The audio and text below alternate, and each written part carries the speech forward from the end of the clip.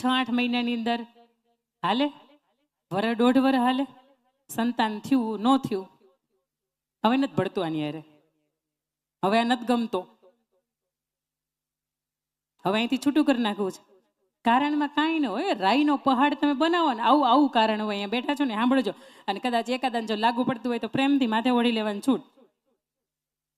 હવે નથી ભળતું, કારણ એટલા બધા મોટા હોતા એ કારણનું સોલ્યુશન આવી શકે, હસતા મુખે આવી શકે. પરિવારની અંદર 5 વ્યક્તિ બેસીને બેસાડે ને તો એ સોલ્યુશન એનું આવી શકે, પણ છતાં એવું છૂટું કરી નાખવું છું. શું કામ એને ખબર? 15 લાખ, 20 લાખ, 25 લાખ, 35 લાખ આ દેખાય. એ માણસ છે ને એની કરતા 30 લાખ 35 લાખની કિંમત વધારે હોય, એ આપી દો એટલે તમે નું છૂટા. હજી તો અહીંયા આપ્યું ન હોય ને પેલા ઘર ઘણું બીજી જગ્યાએ કરી નાખ્યું હોય, ત્યારે મને એમ થાય કે અહીંયા જવાની ઉતાવળ હતી, અહીંથી છૂટું થવાની ઉતાવળ હતી, કે 30-35 લાખ લેવાની ઉતાવળ હતી.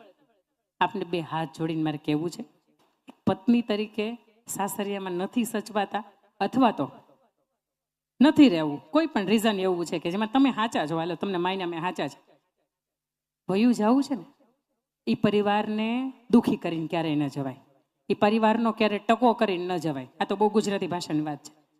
અને એ પરિવારની અંદર આપણે આવ્યા હતા અને 5-15 લાખનું જો લાવ્યા હતા ને તો જ 5-15 લાખનું લઈને જવાય.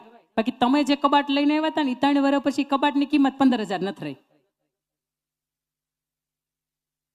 એટલે છૂટું કરવા માટે દીકરીને કદાચ એમ ન થતું હોય કે આપણે 30 લાખ લઈ લઈ, 35 લાખ આપો તો છૂટું થાય. એમ કદાચ તમારા દીકરીના પિતાશ્રીને કે એમના મમ્મીનું જો એવું કહેવાનું હોય ને કે ત્યાંથી 30 લાખ રૂપિયા કાટલું ઘરેણું પાછું આપે તો જ આપણે છૂટું કરવું. સાહેબ 2 હાથ જોડીને મારે મા બાપને એવું કહેવું છે કે પ્રશ્નો જીવનની અંદર ઘણા બધા આવે, ઘણા બધા આવે. તમે તો રામ યજ્ઞ બેસાડ્યો છે, જ્ઞાન યજ્ઞ બેસાડ્યો છે, રામને કેન્દ્રમાં રાખીને વાતને કરી છે. આવું મારા સીતાજીના જીવનને તમને દુઃખ ગણાવાતા. રામાયણની અંદર એ વાતનો ઉલ્લેખ છે, સીતાજીએ મિથિલાની અંદર દુઃખ નહોતું જોયું અને વિશ્વનું શ્રેષ્ઠ કુળ જોયું હતું. મિથિલા કનકન ખીલા, જમાઈ રાજા રામ મિલા. કેવું મજાનું ઘર, કેવું મજાનું કુટુંબ, કેવી મજાની પ્રતિષ્ઠા, અને રઘુવંશનું 40મું સંતાન એટલે પ્રભુ શ્રી રામ રાઘવેન્દ્ર સરકારની યારે જેમના લગ્ન, એમના અર્ધાંગના અયોધ્યાની અંદર આવીને પળનું સુખ નહોતું જોયું. દુઃખ દુઃખ ને દુઃખ, અને મિથિલાની અંદર માત્ર સુખ સુખ ને સુખ. 7-8 વર્ષની એ વયની અંદર શિવજીનું ને પરશુરામનું આપેલું એ ધનુષ છે એ ભાંગી નાખે ધડ કરતું. એના પિતાશ્રીને સમજાઈ ગયું હતું કે સામાન્ય સ્ત્રી કે સામાન્ય દીકરી મારે આંગણે નથી, આ એવી દીકરી છે કે એનું ભાગ્ય હશે ને એ ક્યાંય કેટલાય યશ ગાથાઓ ગાશે ને વર્ષો તો એ યશ ગાથાઓ એની ટૂંકી નહીં થાય.